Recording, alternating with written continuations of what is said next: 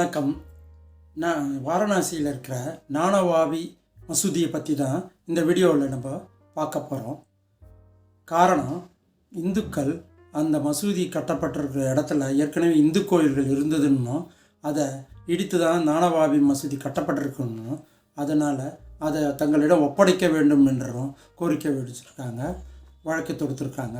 அது இல்லாமல் இப்போ 2 நாட்களுக்கு முன்பு அங்குள்ள தெய்வ சிற்பங்களுக்கு வழிபாடு செய்ய வேண்டும் என்று இந்துக்கள் கோரிக்கை வச்சாங்க. அதற்கு அங்குள்ள வாரணாசி நீதிமன்றமும் 7 நாட்களுக்கு பூஜை செய்ய அனுமதி அளித்துள்ளது. இது போன்ற விவரங்களையும், அதுக்கு உண்மையிலேயே இந்துக்கள் கூறுவது போல் அந்த இடத்துல இந்து கோயில்கள் இருந்ததா, அதை இடித்து தான் முஸ்லீம் மசூதிகள், அதாவது நானவாவி மசூதி கட்டப்பட்டிருக்கா என்பதை போன்ற விவரங்களை தான் இந்த வீடியோவில் பார்க்க போகிறோம். இந்த வீடியோவை கடைசி வரைக்கும் பார்த்து லைக் பண்ணுங்கள், சப்ஸ்கிரைப் பண்ணுங்கள். வாங்க வீடியோவை பார்க்கலாம். உத்தரப்பிரதேச மாநிலத்தில் வாரணாசி என்ற ஊரில் காசி விஸ்வநாதர் கோயில் உள்ளது. இந்த கோயிலுடைய ஒரு பகுதியில் தான் நானவாவி மசூதி இருக்குது. இந்த மசூதி 16th செஞ்சுரி 16வது செஞ்சுரியில் முகலாயர்களின் படையெடுப்பில் மன்னர் அவுரங்கசீப் உத்தரவின் பேரில் கோயிலின் ஒரு பகுதி இடிக்கப்பட்டு மசூதி எழுப்பப்பட்டுள்ளது என்றும் அது இந்துக்கள் கூறியுள்ளனர். அதனால் அந்த மசூதி பகுதியை இந்துக்களிடம் ஒப்படைக்க வேண்டும் என்றும் கோரிக்கை விடுத்தனர். முதலில் 1990ஆம் ஆண்டு இந்த பிரச்சனை விஸ்வரூபம் எடுத்தது. 1990ஆம் ஆண்டு இந்துக்களும் சாதுக்களும் சேர்ந்து நானவாவி மசூதி இருக்கும் இடத்துல இருந்த இந்து கோயில் இடிக்கப்பட்டு மசூதி எழுப்பப்பட்டுள்ளது, எனவே இந்த இடத்தை இந்துக்களிடம் ஒப்படைக்க வேண்டும் என்று வழக்கு போட்டனர். மசூதியில் இருந்த இந்த கோயிலுக்கு இந்துக்கள் சென்று வழிபாட்டும் செய்து வந்தனர். ஒரு பகுதியில் இங்கு இந்து தெய்வங்களுடைய விக்கிரகங்கள் இருக்கிறது என்று தெரிவித்தனர். இந்த வழக்கு நீதிமன்றத்துக்கு வந்த பிறகுதான் இந்திய அரசாங்கம் வழிபாட்டு தலம் சம்பந்தமான இந்த பிரச்சனை மிகவும் சீரியஸானது என்று உணர்ந்தது. அப்பொழுது இருந்த திரு PV நரசிம்மராவ் தலைமையிலான இந்திய அரசாங்கம் 1991ஆம் ஆண்டு இதற்கு இந்த பிரச்சனைக்கு தீர்வு காண்பதற்காக ஒரு சட்டம் இயற்ற முன்வந்தது.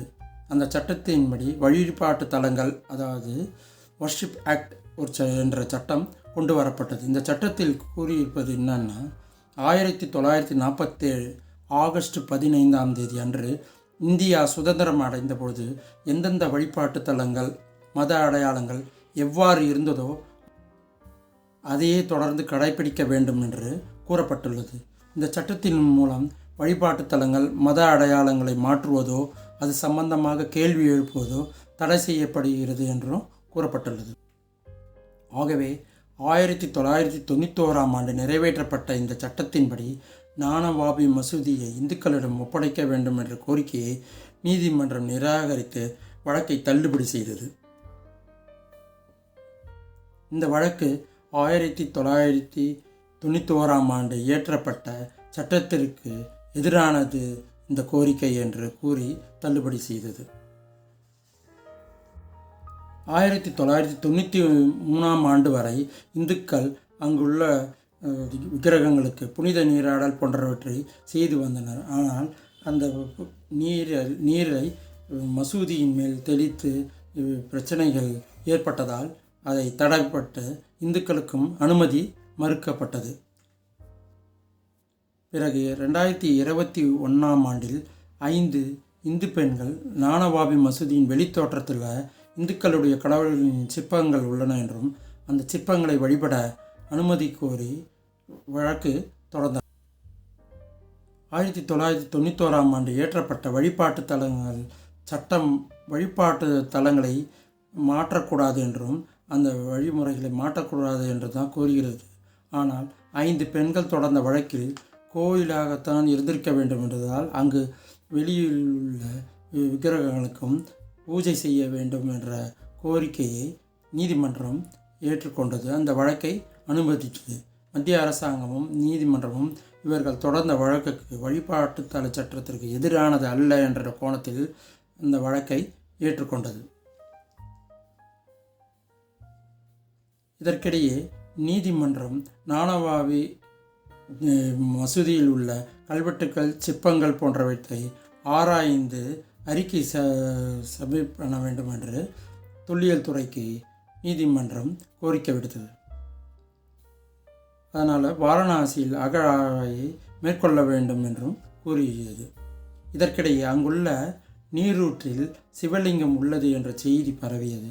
இதனால் சிவலிங்கம் உள்ளதால் அது இந்து கோயில் இருந்திருக்க வேண்டும், அந்த இடத்திற்கு யாரையும் அனுமதிக்கக்கூடாது என்று நீதிமன்றத்தை நாடினார்கள். பிறகு நீதிமன்ற உத்தரவின்படி நீரூற்று சுற்றி 30க்கு 30 சுவர் எழுப்பி சீல் வைக்கப்பட்டு அங்கு யாரையும் அனுமதிக்கக்கூடாது என்று நீதிமன்றம் உத்தரவிட்டது. ஆனால் மசூதியை பாதுகாக்கும் குழுவினர் அது சிவலிங்கம் அல்ல, நீரூற்று ஃபவுண்டைன் அமைப்புதான் என்று கூறியுள்ளார்கள். நானவாவி மசூதியில் முஸ்லீம்கள் தொழுகைக்கு எந்த இடையூறும் ஏற்படுத்தக்கூடாது என்றும் நீதிமன்றம் உத்தரவிட்டிருந்தது. மேலும் வழக்கை தொடர்ந்தவர்கள் தொல்லியல் துறையை வைத்து ஆராய்ச்சி செய்ய வேண்டும் என்ற கோரிக்கையை வலியுறுத்தினார்கள்.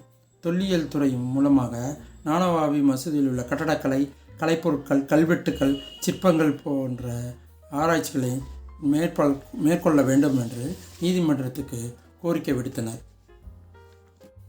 இந்திய தொல்லியல் துறையும் நீதிமன்ற உத்தரவின்படி அந்த நானவாவி மசூதியில் உள்ள பகுதிகளை ஆராய்ந்து அது அறிக்கையை நீதிமன்றத்துக்கு சப்மிட் செய்துள்ளது. இந்த அறிக்கையில் என்ன கூறியிருக்காங்கன்னா, நானவாவி மசூதியில் கண்டெடுக்கப்பட்ட கல்வெட்டில் அரபு, பாரசீக மொழியில் இருந்தது என்றும், மசூதி அவுரங்கசீப்பின் ஆட்சியில் 17ஆம் நூற்றாண்டில் ஏற்கனவே இருந்த கட்டட அமைப்பு மாற்றப்பட்டுள்ளது என்றும், இந்த மசூதி கட்டப்பட்டன என்று குறிப்பிடப்பட்டுள்ளது. மேலும் தற்போதுள்ள கட்டடத்தின் வார்ப்புகளும் கர்ணரதம் போன்றவைகளும் பொறிக்கப்பட்டு இருந்தது என்றும் கூறியிருக்கிறார்கள். மேற்கு சுவர் பகுதியில் இந்து கோயிலின் அமைப்பில் உள்ளது என்றும், அது மட்டும் இல்லாமல் இங்குள்ள கல்வெட்டில் தேவநாகரி, தெலுங்கு மற்றும் கன்னட மொழிகளில் பொறிக்கப்பட்டுள்ளது என்றும் கூறியுள்ளார்கள். இந்த மசூதியில் 55 தெய்வ சிற்பங்கள் இருந்ததாகவும் இந்திய தொல்லியல் துறை கூறப்பட்டிருக்கு. அதனால் நீதிமன்றம் இந்து கடவுள்களை வழிபட வேண்டும், பூஜை செய்ய வேண்டும் என்று கோரியிருந்த வழக்கில் ஜனவரி 31 அன்று வாரணாசி நீதிமன்றம் வழங்கிய உத்தரவில் நானவாவி மசூதியின் ஒரு பகுதி கீழ்த்தளத்தில் வழிபாடுகள் நடத்தலாம் என்று கூறியுள்ளது. அதுவும் 7 நாட்களுக்குள் அந்த பூஜைகள் நடத்த அதிகாரிகள் நடவடிக்கை எடுக்கவும் உத்தரவிட்டுள்ளது. மேலும் காசி விஸ்வநாதர் கோயில் அறக்கட்டளையின் மூலமாக கோயில் பூசாரியை நியமிக்க வேண்டும் என்றும், அதற்கான அனைத்து ஏற்பாடுகளையும் மாவட்ட நிர்வாகம் செய்து தர வேண்டும் என்றும் நீதிமன்றம் தனது தீர்ப்பில் கூறியுள்ளது. நானவாவி மசூதி நிர்வாகம் மேற்கூறிய நீதிமன்ற உத்தரவிற்கு எதிராக இந்த பூஜைக்கு தடை விதிக்க வேண்டும் என்று கோரி உச்சநீதிமன்றத்தில் மனு தாக்கல் செய்தார்கள். அந்த மனுவை உச்சநீதிமன்றம் பிப்ரவரி 1 அன்று தள்ளுபடி செய்தது. ஆனால் மசூதி நிர்வாகம் புதிய மனுவை அலகாபாத் நீதிமன்றத்தில் தாக்கல் செய்துள்ளதாக கூறப்படுகிறது.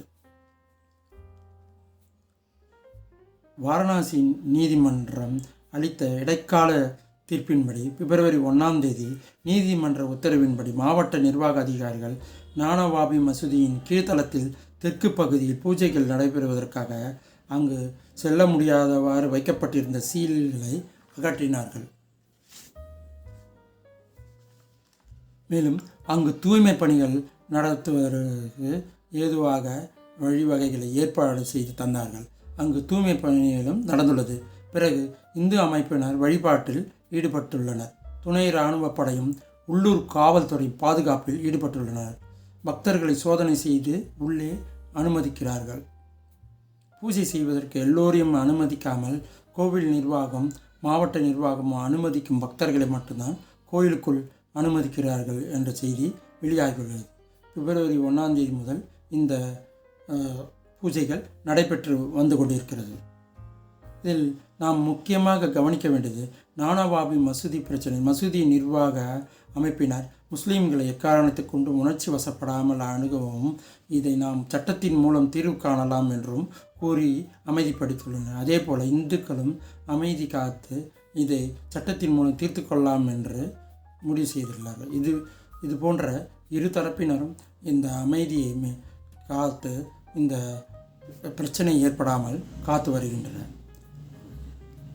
இருந்தாலும் நீதிமன்றமும் மத்திய அரசாங்கமும் இதை தொடர்ந்து விசாரித்து ஒரு நிரந்தர தீர்வு பிரச்சனை எதுவும் உண்டாகாமல் செய்ய வேண்டும் என்பதே நமது நோக்கமாகும்.